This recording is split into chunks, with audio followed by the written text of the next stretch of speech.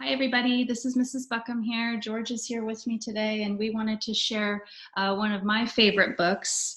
This is The Lorax by Dr. Seuss. And the third graders in my classroom already know all about the Lorax, but I wanted to share it with the rest of the kids out there today from Skyline. I wanted to also thank Random House Publishing for permission to read the Lorax to you. I love this book a lot. I think about it especially around the time of Earth Day, which happened last month.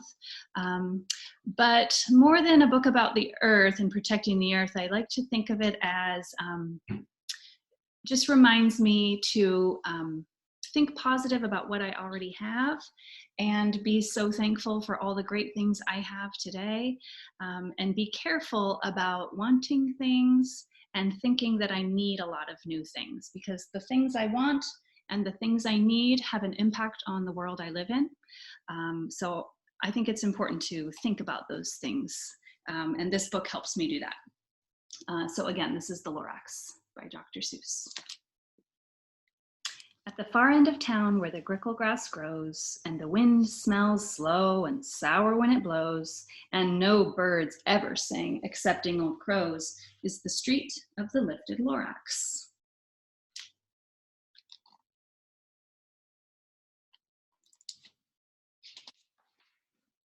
And deep in the grickle grass, some people say, if you look deep enough, you can still see today where the Lorax once stood, just as long as it could before somebody lifted the Lorax away. What was the Lorax, and why was it there? And why was it lifted and taken somewhere? From the far end of town where the grickle grass grows. The old Onceler still lives there. Ask him, he knows.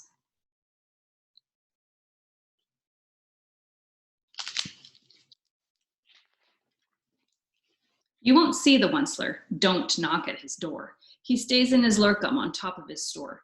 He lurks in his lurkum, cold under the roof, where he makes his own clothes out of miff-muffered moof.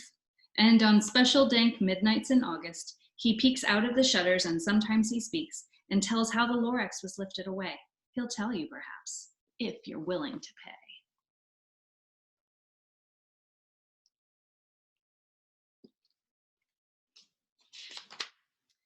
On the end of a rope, he lets down a tin pail, and you have to toss in 15 cents and a nail. And the shell of a great-great-great-grandfather snail.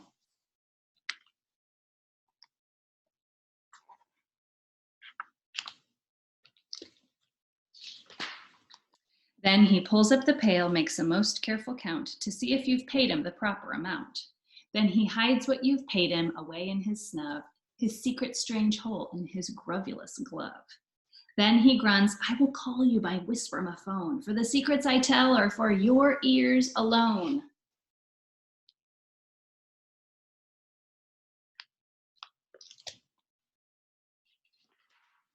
Slump. Down slups the whisper-ma-phone to your ear, and the old Onceler's whispers are not very clear, since they have to come down through a snurgly hose, and he sounds as if he had smallish bees up his nose. Now I'll tell you, he says, with his teeth sounding gray, how the Lorax got lifted and taken away. It all started way back, such a long, long time back.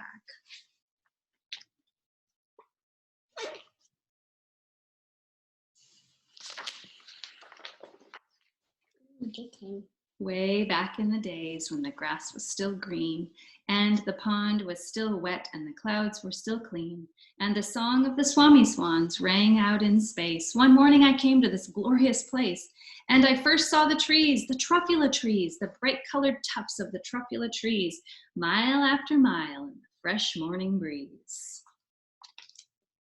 See those beautiful trees?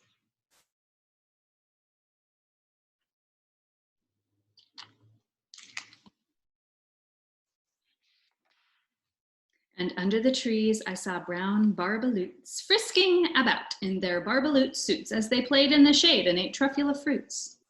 From the ripulous pond came the comfortable sound of the humming fish humming while splashing around. Does that look like a nice place?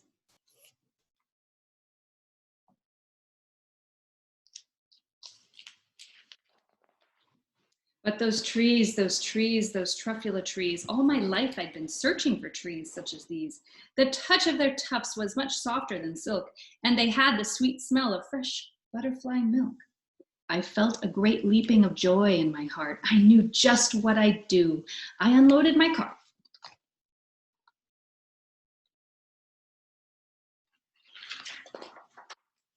In no time at all, I had built a small shop. Then I chopped down a truffula tree with one chop. And with great skillful skill and with great speedy speed, I took the soft tuft and I knitted a thneed.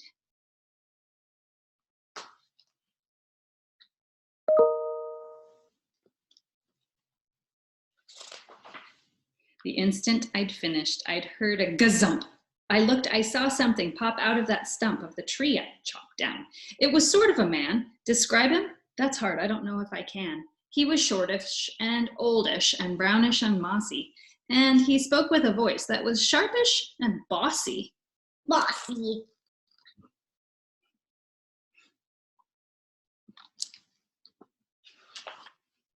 Mister, he said with a sawdusty sneeze, I am the Lorax. I speak for the trees. I speak for the trees have no tongues, and I'm asking you, sir, at the top of my lungs. He was very upset as he shouted and puffed. What's that thing you've made out of my truffula tuft?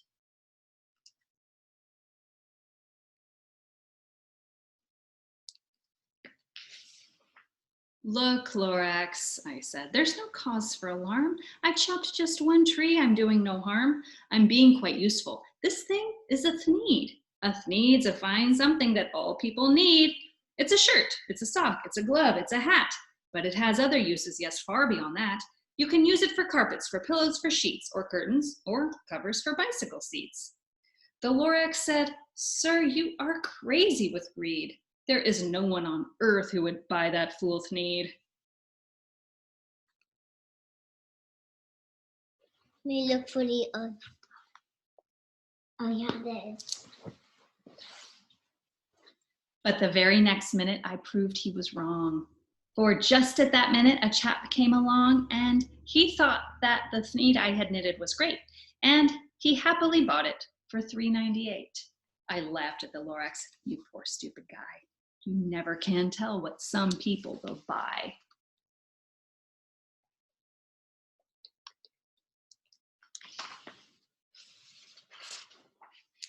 I repeat, cried the Lorax, I speak for the trees. I'm busy, I told him. Shut up, if you please. I rushed across the room, and in no time at all, I built a radiophone. I put in a quick call. I called all my brothers and uncles and aunts, and I said, listen here, here's a wonderful chance for the whole Wensler family to get mighty rich. Get over here fast. Take the road to North Nitch. Turn left at Weehawken, sharp right at South Stitch.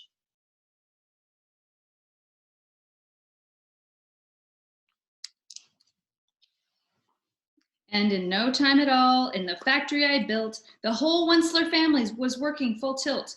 They were all knitting thneeds, just as busy as bees, to the sound of the chopping of truffula trees.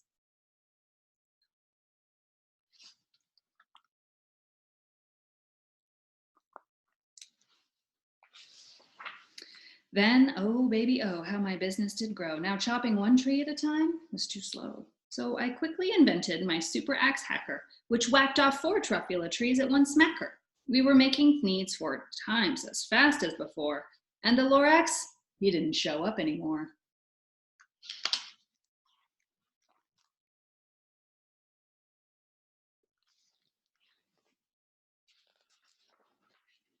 But the next week he knocked on my new office door. He snapped, I'm the Lorax who speaks for the trees, which you seem to be chopping as fast as you please.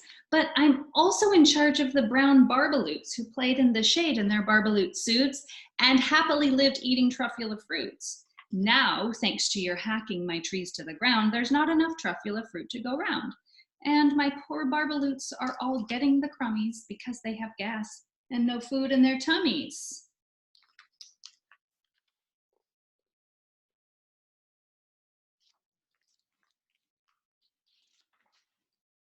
They loved living here, but I can't let them stay. They'll have to find food, and I hope that they may.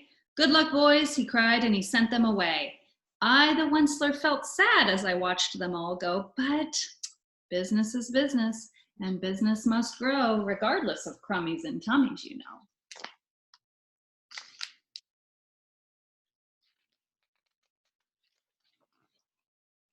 I meant no harm, I most truly did not, but I had to grow bigger, so bigger I got. I biggered my factory, I biggered my roads, I biggered my wagons, I biggered the loads of needs I shipped out. I was shipping them forth to the south, to the east, to the west, to the north. I went right on biggering, selling more needs, and I biggered my money, which everyone needs.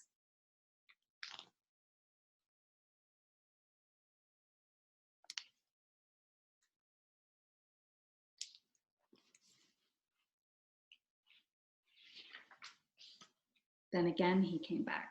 I was fixing some pipes when that old nuisance Lorax came back with more gripes. I am the Lorax, he coughed and he whiffed. He sneezed and he snuffled, he snargled, he sniffed. Onceler, he cried with a crofulous croak, Onceler, you're making such smogulous smoke. My poor Swami swans, why, they can't sing a note. No one can sing who has smog in his throat.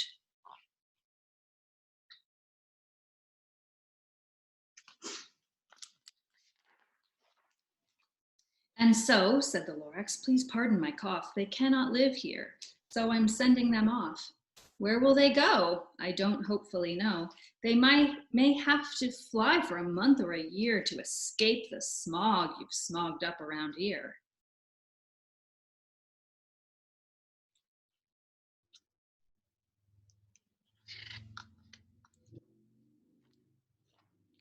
What's more, snapped the Lorax, his dander was up.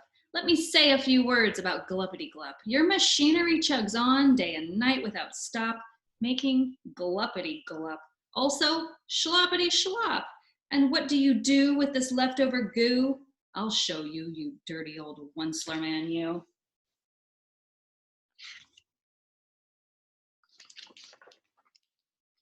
You're glumping the pond where the humming fish hummed. No more can they hum, for their gills are all gummed. So I'm sending them off. Oh, their future is dreary. They'll walk on their fins and get woefully weary in search of some water that isn't so smeary.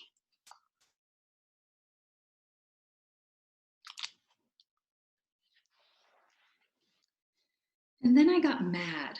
I got terribly mad. I yelled at the Lorax. Now listen here, Dad. All you do is yap, yap, and say bad, bad, bad, bad. Well, I have my rights, sir, and I'm telling you, I intend to go on doing just what I do. And for your information, you Lorax, I'm figuring on biggering and biggering and biggering and biggering, turning more truffula trees into thneeds, which everyone, everyone, everyone needs. Hey, hi. Who is? The Lorax. Or the Onceler? Mm-hmm.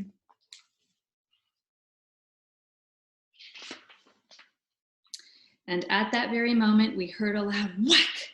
From outside the fields came a sickening smack of an axe on a tree. Then we heard the tree fall, the very last truffula tree of them all.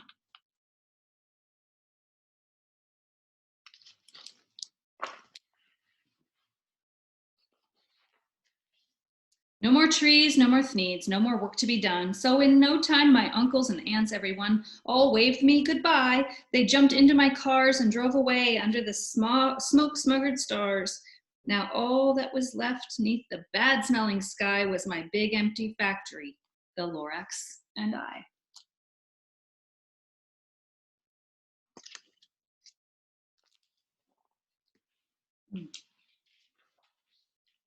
The Lorax said nothing, just gave me a glance, gave me a very sad, sad backwards glance as he lifted himself by the seat of his pants, and I'll never forget the grim look on his face when he heisted himself and took leave of this place through a hole in the smog without leaving a trace.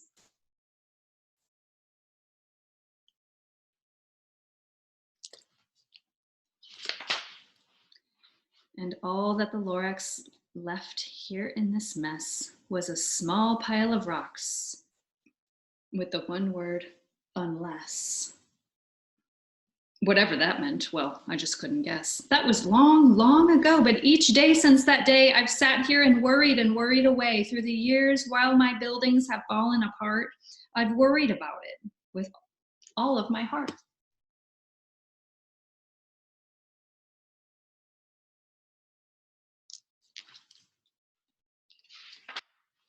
But now, says the Onceler, now that you're here, the word of the Lorax seems perfectly clear. Unless someone like you cares a whole awful lot, nothing is going to get better. It's not.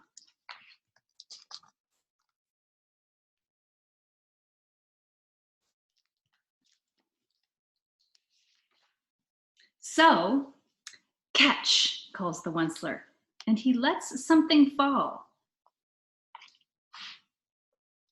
It's a truffula seed. It's the last one of all. You're in charge of the last of the truffula seeds, and the truffula trees are what everyone needs.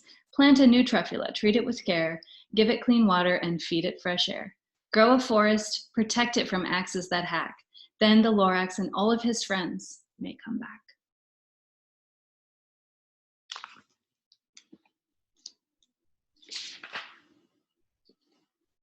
Done. That's the end. Thanks everybody for listening to The Lorax, one of my favorites by Dr. Seuss. I hope you have a great day. Spend some of it outside. Bye everybody. Miss you.